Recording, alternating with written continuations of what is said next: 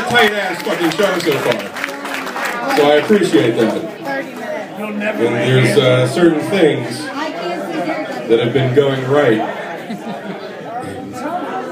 Talking over the comics isn't It's cool. I just want to say, fellow babies, it is cool to talk at like a mild level. That's cool, ladies. That's cool. We cool it live. It is. That's cool. All right. One more thing. Before I bring up Mitch here. I had an experience when I was a kid that shaped a lot of my later life. When I was about 9 years old, I was walking in a mall in central Massachusetts, which is where I grew up. And I'm just walking along, and I was about 9 years old.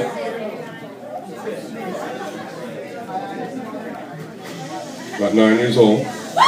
This is a very touching story. I don't think you want to miss it. So I'm about 9 years old, and I'm walking in central Massachusetts, in a mall, and just minding my own business. I would probably gone to a record store or something, which you guys have heard of record stores. And malls, things that you do in person. So I'm walking along, and there were two black gentlemen coming toward me. And they seemed like they were in their 30s, but they were probably like 17. Well, I mean, it's not racist. I mean, it's totally racist. No, it's because when you're 9, everybody who's like 17 is like, oh, they're 30, but they're going to die. So I'm walking along and just minding my own business, and these two... Now you're fucking not laughing at the second mic, right? Motherfuckers. So thank you. So I'm walking along, and these two black gentlemen come toward me, and I'm just kind of walking along, and one of them just looks at me and just goes, fucking honky.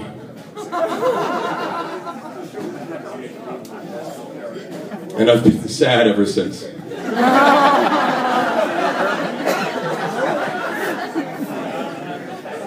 Except during some of these people's sets up here. All right, everybody. This is awful because I've met Mitch a number of times. I always have a problem pronouncing his last name. Mitch, come on up, please. If you get on that, I'm going to go over here. And I'm just going to, this is like, because I'm a piece of shit. And I tried to figure out how to pronounce your last name, and it's probably not that hard once you say it. I would like you to please, this is Mitch Barczykowski. Barczykowski! It's kind of like onomatopoeia, like if you never hear it said out loud, you don't know how the fuck to say it. There's actually a song that goes with it, which is the weird part. When I was growing up, I'm gonna leave and let you do this. Okay, I don't want to get on your shit. All right, Mitch, that's fine. You can stay down here for the whole time. Thank you. Like I was saying, my last name is Barczykowski, and when I was growing up, because I'm Polish and stupid, they had to make a song for it, and it's like Barczykowski, and it's embarrassing saying it in front of a bunch of people now that I just said that. I never realized how embarrassing it was until right now, so thank you. But is anybody like me, like, do you ever see somebody out in the world and you just get wrapped in this like blanket of just hate for them? Just you don't really know who they are or what they stand for, but you're like, fuck that guy. And I saw, like, I was driving the other day when it was like one of the 2 nice days that we had out of fucking nowhere. Thanks a lot, Pittsburgh weather, you piece of shit. And I saw this couple like jogging together, like they were on a couple's jog. And I was just like, they were just like one of those couples that's like they're ripped and they exercise together, and you know they go home and just fucking jizz all over each other's abs. Like, and I saw them and I was just overwhelmed, like so overwhelmed by the hate that I had for them. And I was just like, you fucking jizz all over each other's abs, you assholes, you fucking assholes. And I didn't realize I was going headfirst towards a van with a family in it. because I was so overwhelmed with the hate, and I came that close to hitting them, and the dad saw me, obviously, and I was like, I'm sorry, I didn't like those people over there. There was people that I didn't like. And I knew that, like, at that moment, I passed my hating blanket onto him, and he was like, that fuck, I bet he was high, that motherfucker, that piece of shit. And I think the reason why, like, I saw those people and I just hated them, other than they were just fucking douchebags in general, like, I hated them because my girlfriend and I are the exact opposite of that couple. Like, we have a fat relationship. And I'm not really calling myself fat, and I'm definitely not calling my girlfriend fat because I want to keep having sex with her. So, but we do have a fat relationship. And like, plus, I don't even think you're fat, really, until TLC films you signing the deal for them to knock down the wall of your house to get you to the hospital so they can cut you off of your couch because you fused with the couch, you fat piece of shit. That's when you're fat. That's when you're fat. But we have like a fat relationship. All of our decisions are based around food. Like, if we like take like a certain way to go to somebody's house, we're like, we can't go that way. We won't go past the Wendy's.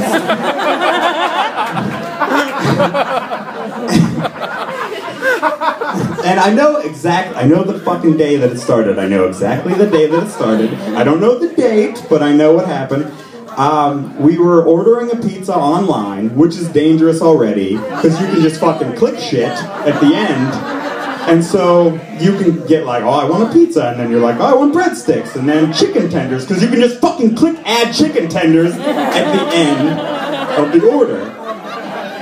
And it was like that day we were ordering a pizza online. You could get like a large pizza and like another large pizza for like a little bit more money. And we didn't really, neither of us wanted to come out and say it, but we wanted that second pizza. And we were like, should we get it? I don't know. Should we? I don't know.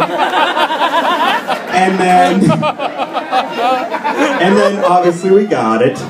And we had like crazy, like greasy post-pizza sex, just thinking about like having 2 large pizzas all to ourselves. And like, I think that's the exact moment when we became the fat relationship.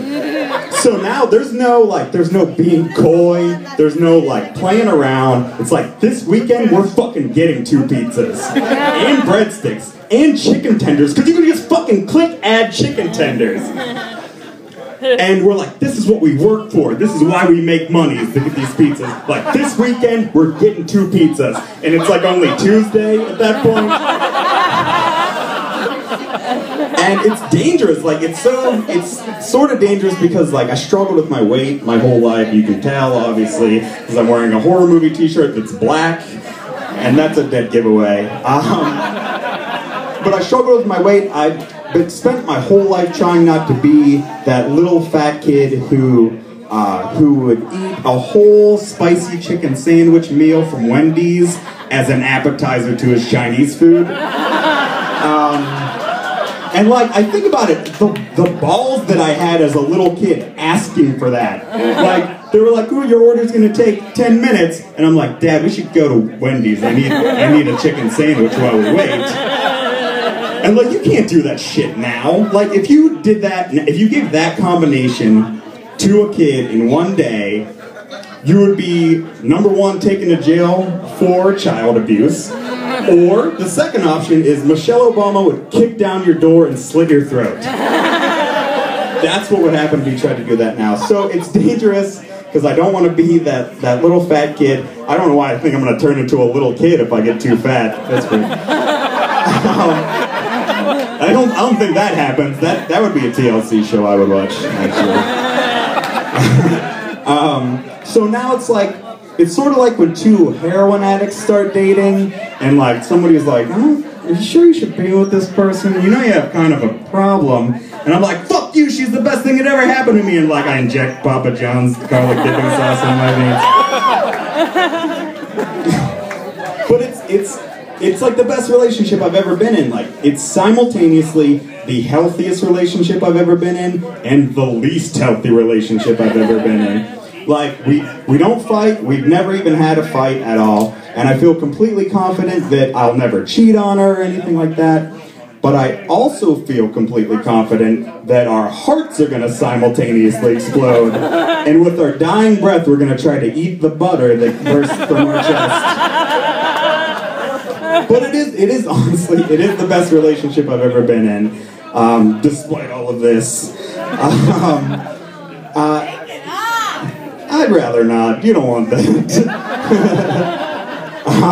You definitely don't want that. But like a few years ago, I dated a girl who was crazy, and not like I cut myself because my mom neglected me crazy, like a much more subtle kind of crazy, like shit you don't even notice until you're well into the relationship, and you're like, something bad's gonna happen if I don't get out of this relationship. Like, I remember we were sitting in the waiting room of this clinic because we had to get the morning after pill for the third time, because at the party we were at the night before, she blew me in a bathroom, and instead of swallowing, she spit it into her hand and shoved it up inside of herself. Yes, she did that. It is disgusting. Boo her! Boo her! Yeah. That's trying to sabotage my fucking life right there. She's like, I had him punch her in the face, because I would never hit a girl. I should have hit that girl, you're right, you're goddamn right.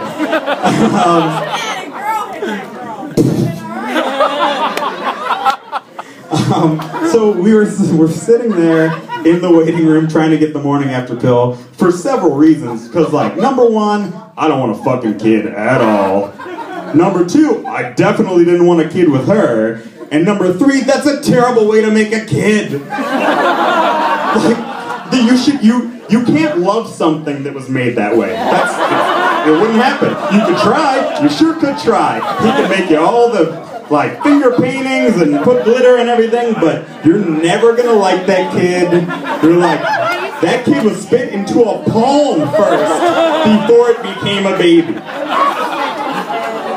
And so we're sitting in the waiting room, and she's trying to convince me for the 7th or 8th time to watch this like 10-hour miniseries from the 90s starring John Larroquette from Night Court and Ed O'Neill, aka Al Bundy. That was about fairy tales in modern day and princesses. And as I was sitting there listening to her describe the reasons why she personally would never trust the trolls in the movie, I was like, holy shit, I need to get out of this relationship.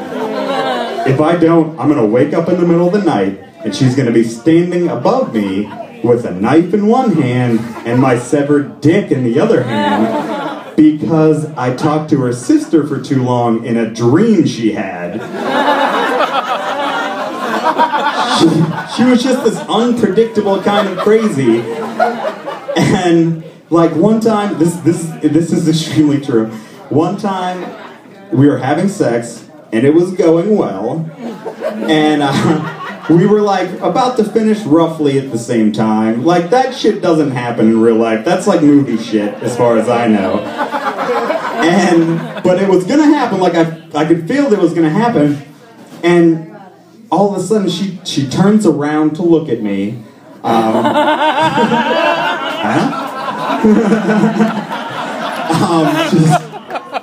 And she looks me right in the eyes, and I'll never forget what she said. She said, "You have a nice dick. I should thank your dad." And I said, "No, you should never, no. You should not thank my dad. In fact, how about you never talk to my dad again? In fact, how about no more family dinners, no more family reunions? As far as you know, I don't have a family at all. I just crawled out of the sewer like some kind of hairy ninja turtle, and you were like, boy, I want to fuck that hairy ninja turtle, and that's how we got here right now." And Yeah, sure, Michelangelo, just pick one. Just fucking pick one. Who gives a shit? I should have said Splinter, he's the one with the actual hair, but fuck it. And also, like, every single time we would hang out, and she would have me drop her off at her apartment, she would always make me come upstairs to her apartment. And not like a fun kind of come upstairs, not like, hey, you should stay over, have a cup of coffee. I don't drink coffee, but you know what that means. It means I'm gonna blow you up in my apartment. And, okay. And, it's just because she was so terrified of being raped that she wanted me to search the whole apartment. Which is behavior like if you had been raped, that you could do that, but she had never been raped. Like if I was raped, I would check the whole apartment, that's for sure. But like one last thing, I'll make it quick. She was the worst drunk that I ever knew. Not like she had a problem, just she couldn't handle her shit. So we were at a party, and she, after hours of her embarrassing me in front of my friends and people who now refuse to be my friend, she passes out in the middle of a couch in the middle of a party. And I'm standing there in the kitchen, and out of my peripherals I see her start to shift and move, and she springs up like the devil was inside of her. And she stumbles over to this person's ottoman, or footrest if you're not an asshole. And she squats down on it and looks down. She's just staring down. She pulls her pants down, and she's just looking down. And I'm staring at her. We're all mesmerized by her. And we're staring at her in the kitchen. We're like, what the fuck is she gonna do? And then I'm like, wait a minute, I know that sitting position. She's gonna pee on that ottoman. And then I'm like, holy shit, she's gonna pee on that ottoman. And I rush over to her, and I like pick her up with one arm, and I pull her pants up with the other arm, which was a lot easier then because I didn't have a microphone. And I physically kick her into what I hope is the bathroom. Because I didn't want to be the guy who brought the girl who peed on the ottoman. And then I looked down and saw the wet spot, and I thought, oh my god, I'm the guy who brought the girl who peed on the ottoman. And without hesitating, I sat down on the wet spot so nobody could see it, and I stayed with her for another fucking year because I made terrible life choices.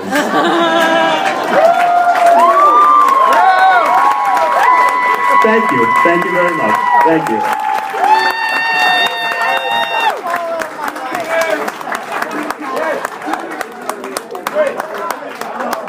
Don't you forget your drink, Mitch.